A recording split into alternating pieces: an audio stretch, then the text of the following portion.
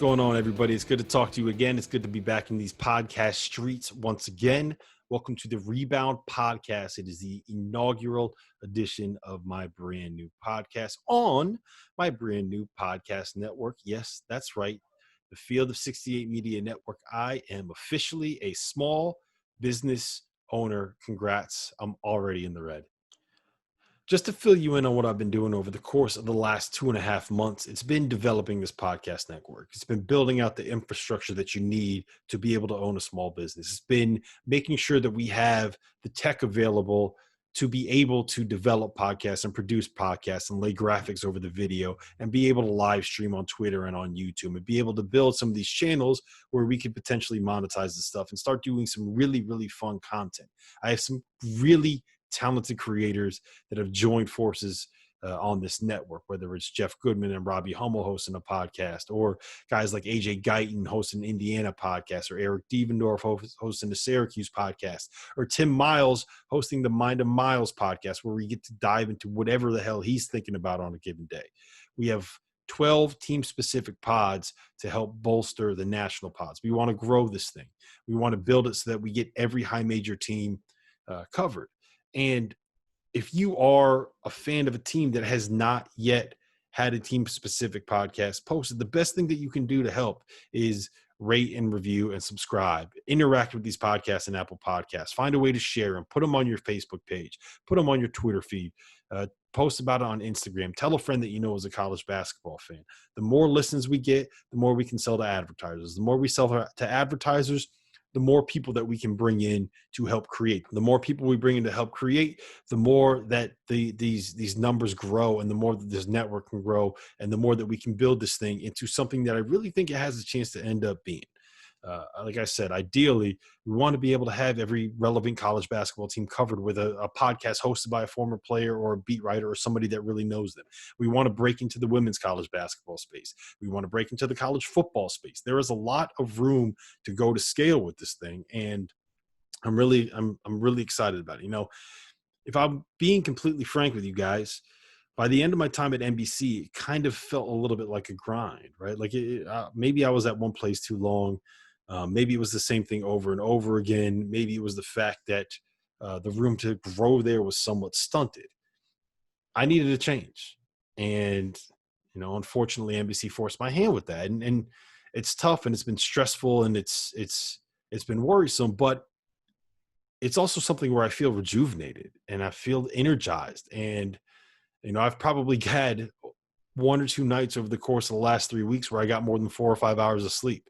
But I'm enjoying it. You know, as the saying goes, you don't work a day in your life if you love what you do. And I love what I'm doing. I love being up at 2:30 in the morning trying to edit podcasts. I love being up at 2 o'clock in the morning trying to develop these websites and teach myself how to program and teach myself how to use Adobe Premiere and teach myself how to create graphics and teach myself how to do all of these things that I didn't know how to do before. So I'm really, really excited about what this could end up being. I'm really, really excited about where this is going. And I hope you guys come along for the ride.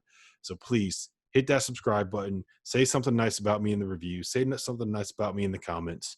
And now I got a nice guest that you guys might be a little bit familiar with coming on to finish out this podcast. Let's go preview the Big East Conference. We're bringing the band back together. Not for real. Not for good, but for a Big East preview. I have the one and only Bobby Reagan, Barstool Reags, the host of the Fundamentally Sound podcast, your favorite Kentucky basketball fan. Reags, it's been like 3 months since we did one of these, man. I'm not going to lie. I really miss seeing your bald dome on my computer screen. It feels weird. Like I thought about grabbing a beer. Like I don't care that. I mean, it's 4:00. We work at home, right? Like what's one beer gonna do? It's been a while. It's good to finally talk hoops again. Like the last times that people have podcasted, we've talked. Now, granted, me and you, like we talked about being miserable Tottenham fans and text messages to each other, but like we had a month stretch where everything that not just me and you, everybody in the college basketball world wrote, talked, recorded, whatever, was the end of days. Yes. But that's what it was. It's less than a month. Like I say it in every blog. It's positive vibes only from here on out. It's been positive vibes only since they canceled the NCAA tournament. We're getting to games. We're going to focus on the games when they happen because who knows what's happening with the scheduling because we've already seen it this week. I'm so excited to just talk hoops again. Yeah, so that's what, for people that are listening and tuning into this, that's what this pod is going to be, at least as we kind of run down the preseason. Jeff Goodman and Robbie Hummel obviously are also on this podcast network, and they have plenty of takes on things like Greg Marshall and things like Sean Miller and things like testing and things like the ESPN bubble collapsing and all of those things that I really just I don't have the bandwidth to talk about right now. So what me and you are going to talk about, Reese, is nerdy college basketball stuff, and I've never been so happy. All right, so and we're gonna piss everybody off because we're gonna rank teams wrong. Oh yeah, and we're takes are back, baby. Oh yeah, they're flying, and we're starting with the Big East, baby. So here's what we're going to do. This is going to be the format of these conference previews. More or less, we're each going to talk about one or two things that we think are the biggest question marks or biggest determining factors for how this conference season is going to end up playing out. Then we're going to talk a little bit about our preseason players of the year, preseason all Big East first teams. Then we're going to kind of go through the tiers on who we think are the best teams, the next best teams, the tournament temes, who's at the bottom of the conference, Georgetown. But that's basically what we're going to do for this. It's pretty simple stuff. You know, it's all just previews, 30 minutes in and out. I'm going to let you start, Reeves. You are the guest. I've missed you. I want to hear your voice. Tell me your single biggest question mark when it comes to Big East basketball this season. All right, so I'm snatching it from you because I know you're a UConn fan at heart. It's UConn. Like, UConn's back in the Big East, right?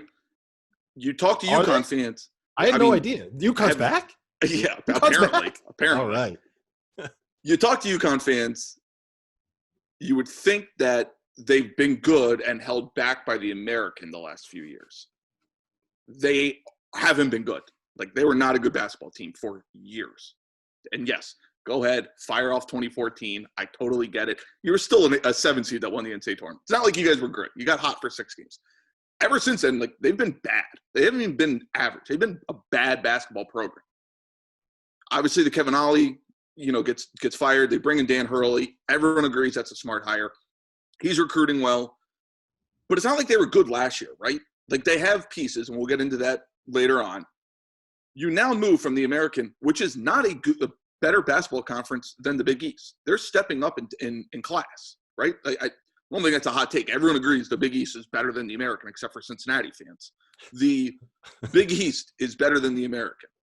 And everyone's just like, oh, this is a top 20 team. This is a top 25 team. This is UConn's year. Like, they're going to be a 3 seed. No, like, that's the biggest question mark is what happens if UConn struggles this year, right? What if UConn wins – they're playing 20 regular conference games, right?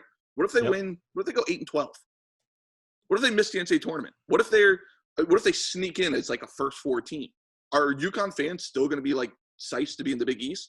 I'm sure they will, but like the expectations of UConn versus the reality of the situation and stepping up and into this Big East, which we'll get into in tiers and all that, of a lot of decent teams, which UConn kind of falls a line in based on what they have.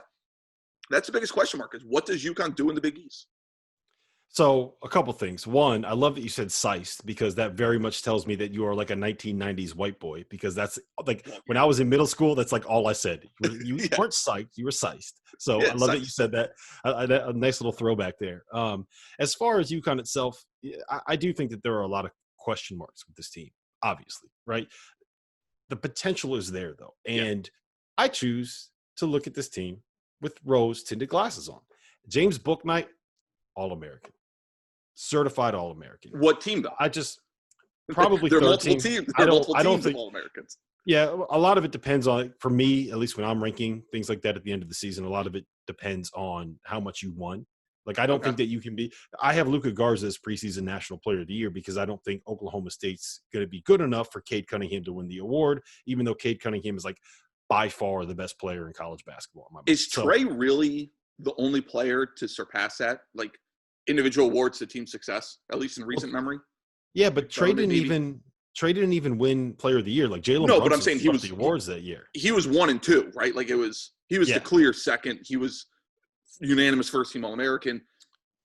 It was maybe McDermott or McDermott was a 3 seed. So the last That's what I'm guy, saying. Like, yeah. the last guy that wasn't on a team that was a top 4 seed in the NCAA tournament to win like National Player of the Year, not just like one random award from some random website, Right. but one of like the big 6 awards, was Andrew Bogut in 2005 for a 6 seed Utah team when he was the number 1 pick in the draft.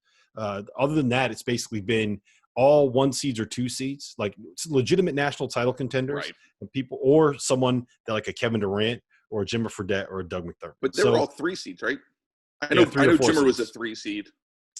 McDermott was a 3 seed and Durant was a 4 seed. So I think Bouknight is probably going to be like a 3rd team All-American. Like that's the best case scenario for him. 1st team All Big East kind of a player. So yeah, I think I think he's one of these guys that's going to have a breakout year. He averaged 13 points last season. He averaged 15 in Big East play, and he averaged 17 over the course of the last 13 games. So he already kind of had his breakout. Now you're going to see his star turn. But beyond that, like there's a bunch of athletic shot makers on this roster and some big guys that can do a job, right? Like Josh Carlton, rebound, score in the post, he could do a job. Isaiah Whaley could do a job. The Tyler Polley, the kid that tore his ACL, he could do a job. A Cook, he could do a job. Athletic rim protector, switchable. So the pieces are there. The question for me, are their big guys going to be healthy? And what are they going to get out of the point guard spot? How good is RJ Cole going to end up being as a distributor? So if you were to tell me that UConn was like a 500 team in the Big East and kind of in that like 8 to 10 range in the NCAA tournament, I certainly think that that's possible. If you were to tell me that they were like that a 5 to 6 range top 25 team, I certainly think that that's possible. If you want to tell me that they're going to be a top 10 to 12 team in college basketball this year, I think there's a less than 0 chance or a non-zero chance that that's the case. I also think that there's a non-zero chance that they just completely flame out and miss the NCAA tournament. So, see, I think there's a chance for that. Yeah, I think there's a chance for that. Yeah, there's a lot of potential with this team. It's also a young team with guys in important positions that are injured. But the thing about it is, and the reason why UConn fans are so fired up, it's finally something that you can kind of latch onto and say, okay, we got a real chance. So that's basically the gist of why they're getting so much hype from the state, more or less. It's not even the state. Like, I feel like a lot of just college basketball media is hyping up UConn this year too, right? Like, for every reason you just listed. This is why I think there's a chance they do flame out and miss the tournament. Now, I would bet that they make the tournament, but why I think there's a legit chance they don't and do flame out. How many times do we see this, right? James Bouknight is every single person in our industry's breakout player. Every single person is this is his year. He's the one that's going to break out and be the star. You hype up like RJ Cole as a transfer. How many times do we see transfers, especially up transfers, not pan out or not live up to the hype? All these pieces that you mentioned of guys that do a job. Well, you're still talking about 18 to 22-year-old kids. What if one guy thinks he's better than what his job is? What if the one guy doesn't do his job at the Big East like he was able to do in the American?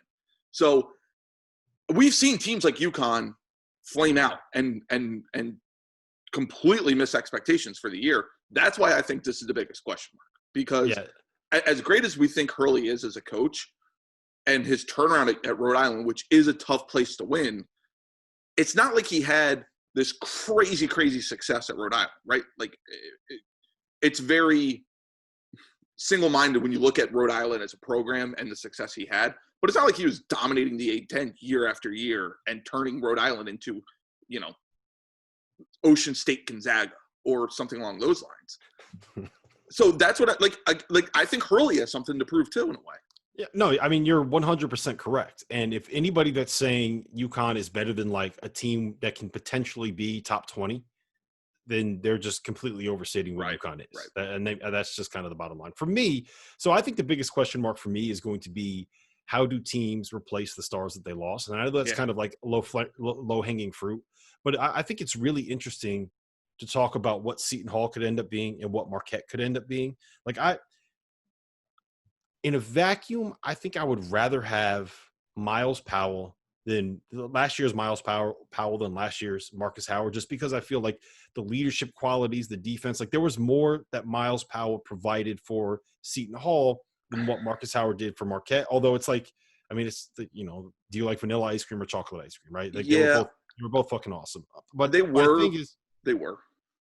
Yeah, but so my take is that I think what Marcus Howard did for Marquette, given the structure of the way that they play, will be easier to replace, considering the fact that they still got Kobe McEwen there, and considering the fact that they got DJ Carton coming in. Now, that's a whole separate conversation we could have about DJ Carton, but I think that they can still play the same way that they want to play, and they'll still be pretty close to as good at doing it with the guys that they have right now. Whereas with Seton Hall, I think you kind of have to restructure their identity without Quincy McKnight and without Romero Gill. Like, the thing about Seton Hall last year was they were like a punch you in the face defense that was going to grind you down, that was going to get up in you. Quincy McKnight, one of the best point of attack defenders in college basketball. Romero Gill, a 7-foot monster at the rim, catch lobs, block shots, do all of that good stuff, right? They had switchable pieces on the perimeter that can kind of throw a wrench in things. That's why they were so good defensively. Now,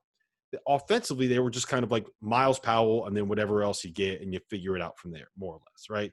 And I think this year they're going to be a pretty good and probably a more balanced offensive team. I do think Bryce Aiken's going to be really, really good.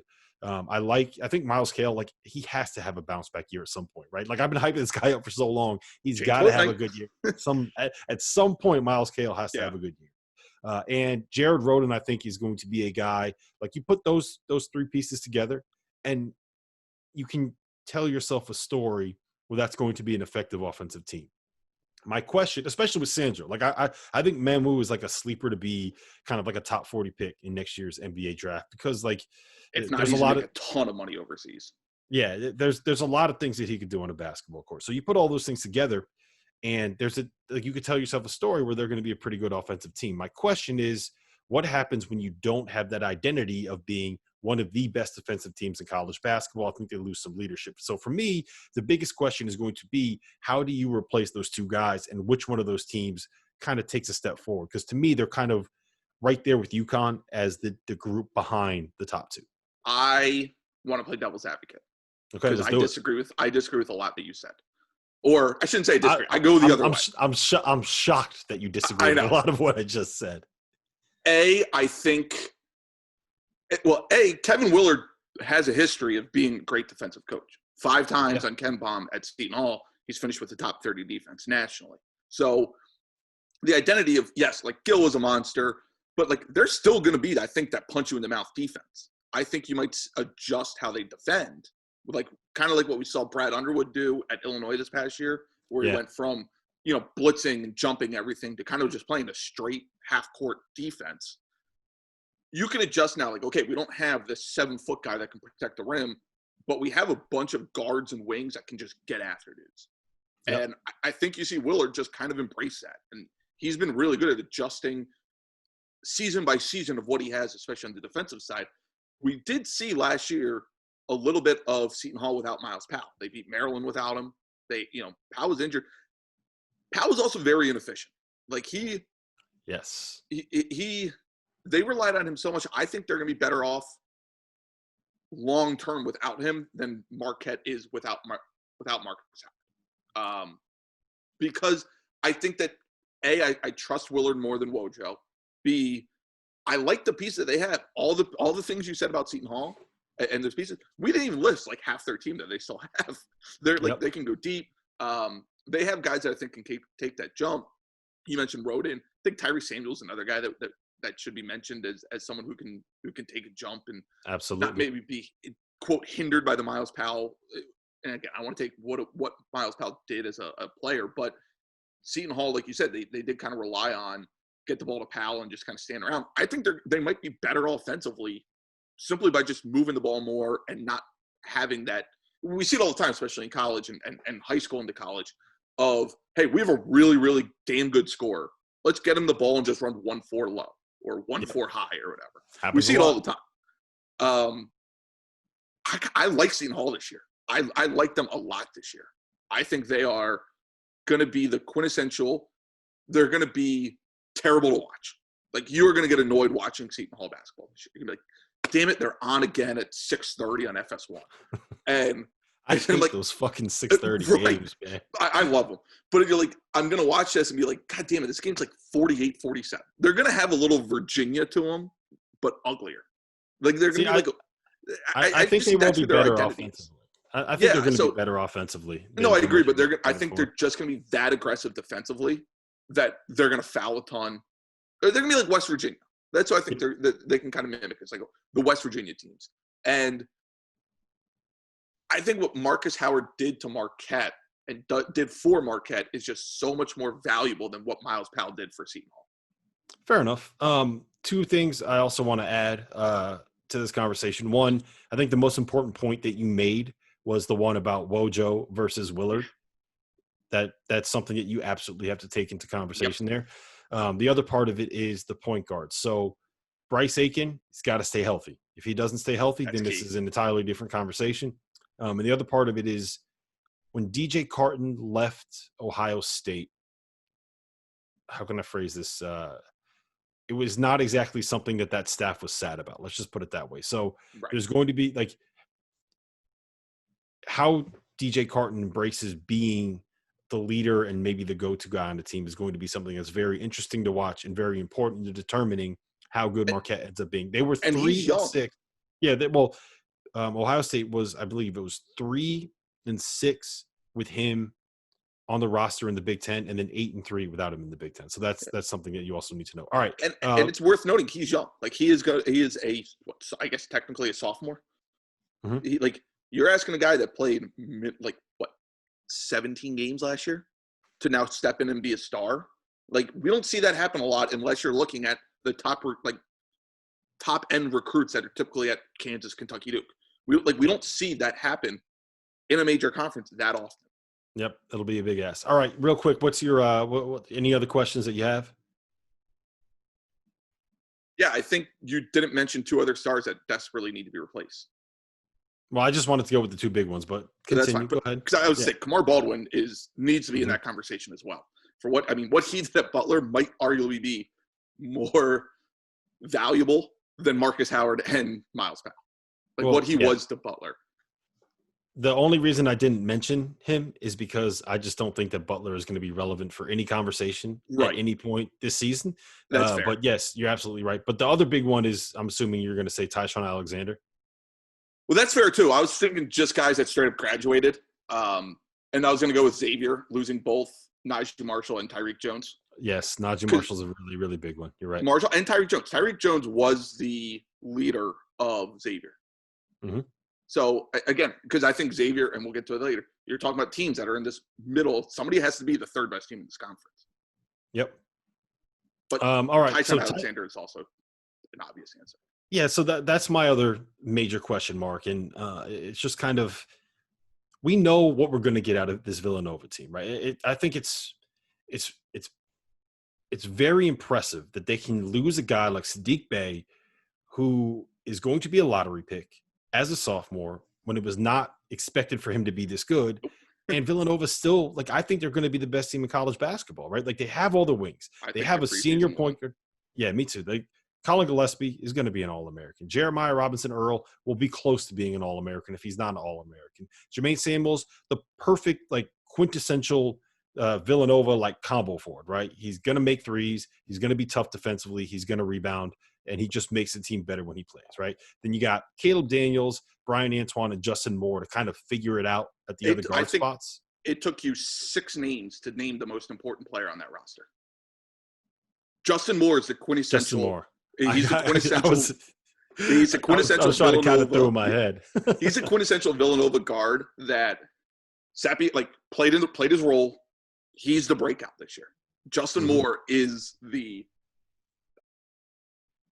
he's the most important player on that roster, I think. I would say Brian Antoine is going to be the influential guy, but it's the same kind of thing. Yeah, but I think Justin Moore is the most important player.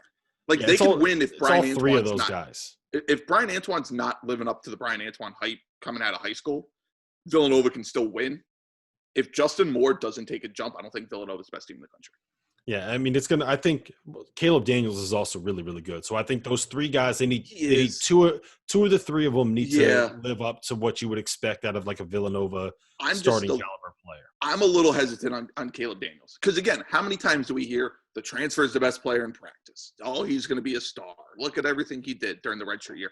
And I know, some of it is true. Some of it is just what's said year after year for every single team across the country. And Caleb Daniels was really good at Tulane. I'm hesitant to automatically be like, this is a dude that's going to come in and score like 14 a game for Villanova or something like that. Yeah, no, I got you. I'm going off of the fact that someone on that Tulane staff, when he transferred, basically said like, damn, we just lost our NBA player. Yeah, right. That's 100% agree that he is a good player. That's the report that everyone has on Villanova this year. Yeah. So replacing Tyshawn Alexander is going to be a big thing as well. I mean, we've talked about this plenty in the past, but it's his ability as a ball stopping defender. Like, he is really, really, really good guarding another team's Miles Powell best player. Yeah, exactly. Like, I've actually kind of come around to the idea of him being on an NBA roster next season, just because he can shoot. He can make a little with the ball in his hands, and he's a really, really good defender. He knows his role too. So that, to me, the question for Creighton is going to end up being: does anyone kind of step into that like go to? What's a defensive stopper? I guess is probably the best word for it. So I like seeing someone step up there. Like, they have enough big guys that I expect one of them to be more than serviceable, right? Somebody on that, one of those like 4 big guys on their roster is going to end up being good enough. They always get that too, right? Like, they always have one big guy that ends up being serviceable. Yeah, they just need one big guy to be good enough, and they've got like 4 of them. But it's going to be how much does Denzel Mahoney kind of end up developing? Can Damian Jefferson turn into something that is at least close to what Tyshawn Alexander was defensively? Because we know what Mitch Ballack is, and we know what Marcus Zagorowski is, and neither of them are Tyshawn Alexander. So who can kind of step into that role? Can Epperson stay healthy? Yeah, because what's so dangerous about Creighton are those like 8 to 10 minutes a game when they decide to play 5 guards. And being able to have someone do what Tyshawn Alexander did is so critical to them being able to do that.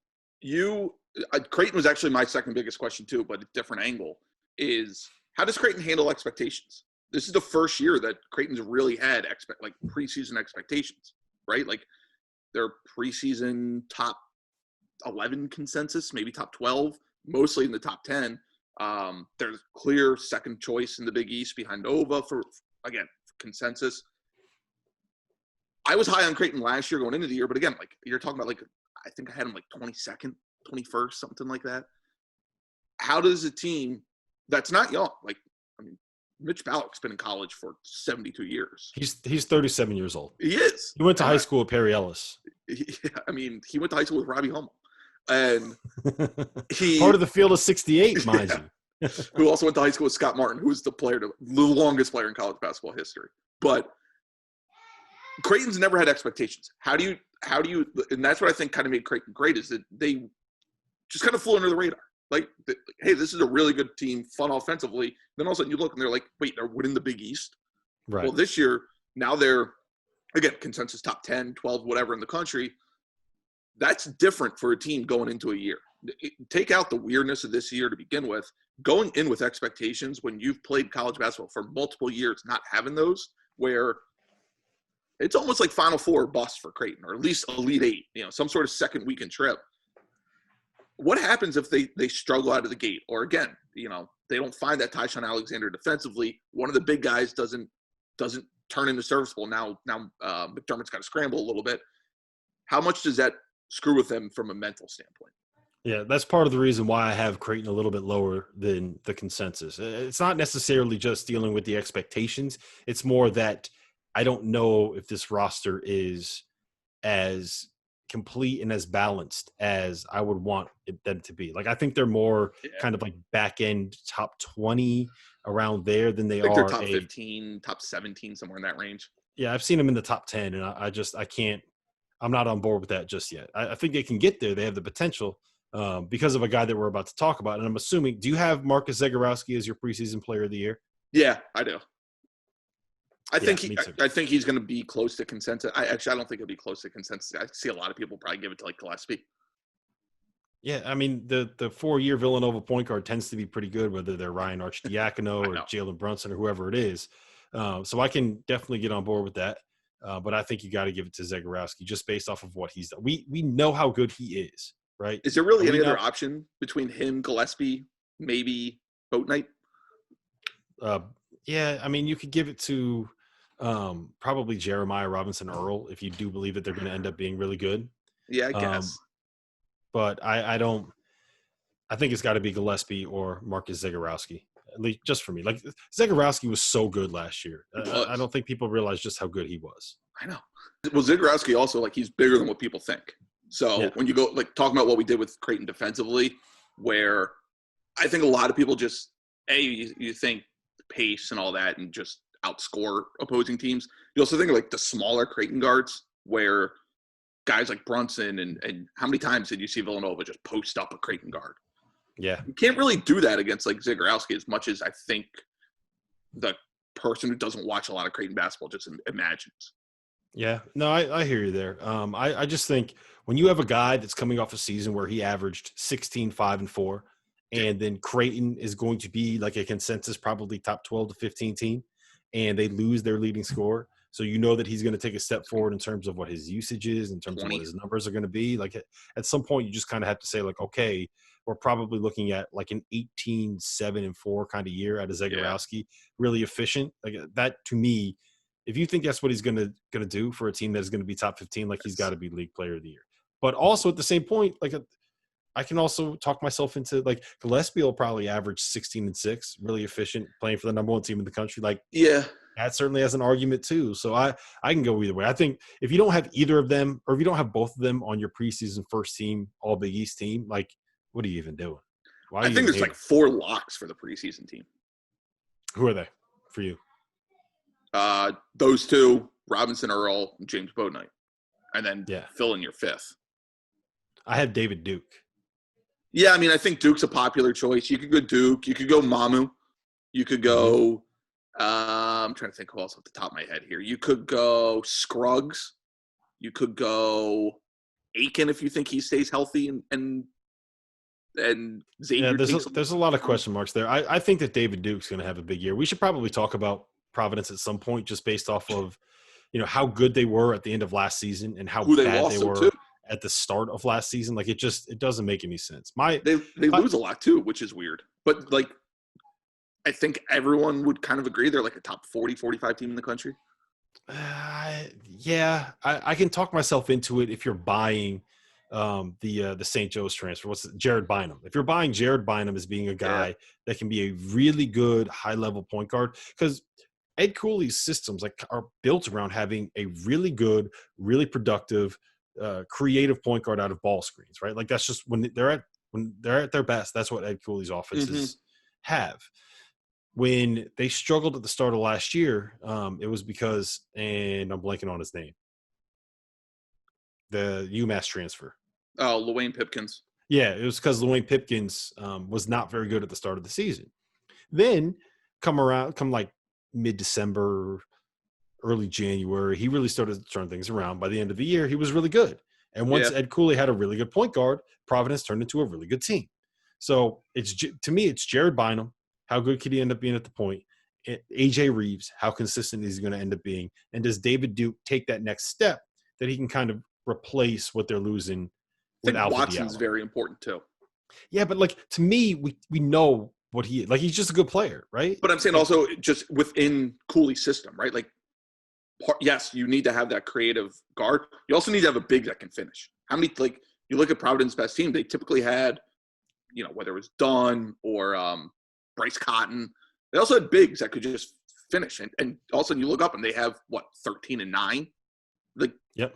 if Watson's that, then I think they third best team in the conference.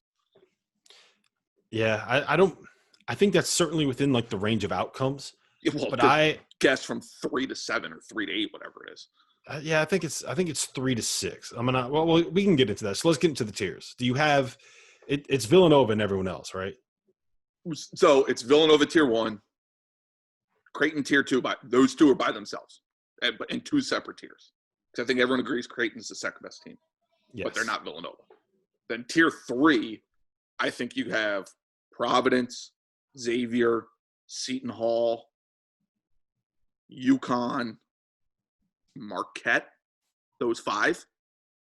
I would not have Xavier in that conversation, and here's why. Without Najee Marshall on the roster, what are you scared of? Like if you're a coach and you're game planning against Xavier and you're going to say, okay, this is what we have to stop first. If we can't stop this, we can't win. Last year, if you were going up against him, you said, okay, we got to find a way to slow down Najee Marshall, because if we can't slow down Najee Marshall, we're probably not going to be able to win, especially if you're playing them on the road. With him gone, like who are you scared of on that roster? Who do you have to game plan around stopping? Like I get it with Scruggs a little bit. Like he's good. I think Kiki Tandy is going to take a huge jump. I think he can be a guy. Now the question is, we still don't know if Ben Stanley's got a waiver. I know he's applied for one. If he gets eligible, that's another really good score. And again, yeah, but if you're building, but if he's your third scorer, like I really like Kiki Tandy, and I think Scruggs without Najee Marshall there, because they're like the same player and they just kind of clogged each other up. I think now you have it a little more open. And listen, like Quentin Gooden was good for his role, but he was also a non-shooter that, again, just clogged the lane when you're playing the Xavier team. You just pack the lane against them. I think you see a little bit more spread, and that allows Scruggs to start attacking. And I think that's where he can take advantage. And I think, yeah, and I like him defensively. If they can just get one more guy to kind of be a defensive stopper, especially from the big spot, I think there's no difference to me between them and UConn or them and Marquette or whatever. I think they're all the same. It's just they're going to eventually get into different tiers, but to start the season, they're all the same. I just think that there's more for the other four teams that we mentioned. UConn, for me, it goes like this. It goes UConn, then Marquette, assuming that DJ Carton, like the best version of DJ Carton, shows up. It goes UConn, Marquette, Seton Hall, Providence for 3 through 6. That's, to me, is the. I would have Seton Hall at 3 for me. If I'm going in order, I would say Seton Hall. Go Seton Hall, Providence. Gosh. You know what? I'll stick to it. I think Xavier, UConn, Marquette. Yeah, you're way low on UConn. I think this is just the UConn hate coming out because you're sick of hearing me talk about them so much. So I think my hot take is that I'm cautiously optimistic that DePaul is going to be like somewhat decent. And I'm saying that assuming that last year. Yeah, but like better than what they still finished like at the bottom of the league. Like they were fun for a while. We made a lot of money betting them at the start of the season. They had the best comeback in the history of gambling. Do you remember this when they were down 18 at halftime to Minnesota? George, I think it might have been Central Michigan. They were down 18 at halftime and then covered 12.5 points on a layup at the buzzer, which was one of the greatest wins I've ever had in the history of gambling. So I'm never going to hate on Dave Lato again. That's probably why I'm so bullish on him right now. But I mean, in all seriousness, I like Charlie Moore. Yeah. I think that getting Ray Salnave, I hope I'm pronouncing his name correctly, the kid from Monmouth, is going to end up being a solid addition to help them create. And I think that Javon Freeman Liberty from Valpo, assuming he gets eligible. I think he is. Have they ruled it yet? I haven't been able. I can't keep track of the transfer. I think so. I've lost so much track, but I think he's eligible. If he's eligible, to me, that's a difference maker. I think he's got like sneaky NBA upside. He was really good at Valpo. He's like 6'3". He's athletic. He can make shots off the dribble. He can create a little bit. So I think with those three in the backcourt combined with just like some pieces that they have up front, like that's not bad. To me, it's better than anything else at the bottom of the league. Like St. John's, I'm just not in on them. Butler, I'm just not in on them. Like, look at Butler's roster, dude. Like, what on that roster are you scared of? Like, are you scared of either of the Bryces at the 5 or the 4? Like, no, you're not scared of either of the Bryces. Nobody is scared of either of the Bryces. Are you scared of Yair Bolden? If Bo Hodges gets eligible, is he the scariest player offensively for him? He might be. He might be. And you know, but the good thing about being Butler this year is at least you're not Georgetown. Yeah. Man, Georgetown. Georgetown. Has any program ever flipped quicker from being like, okay, they got a shot to be something here, maybe Patrick Ewing knows what he's doing, to, oh God, this team is horrible. I mean, quicker than Georgetown flipped. Like they had a roster that was